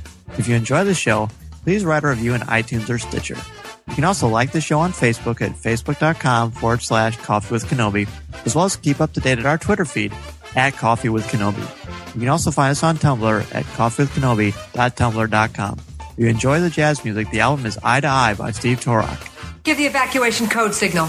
That's it for show number 37 of Coffee with Kenobi. A big thank you to Mike Klimo for sharing a cup of coffee with us and discussing the Star Wars ring theory. Be sure to check out the ring theory and let Mike know what you think about his captivating work. Thanks also to Ryder Waldron for his Coffee with Kenobi blog, where he interviewed Mike and helped us inspire the show. Thanks to Rob at the Bearded Trio, our media specialist Lisa, our Coffee with Kenobi bloggers, and to everyone who contributed to this show, and to all of you out there who listen to and email Coffee with Kenobi each and every week. Don't forget to send us your comments, questions, and opinions on the topic for show number 38, Revenge of the Sith. This is the podcast you're looking for.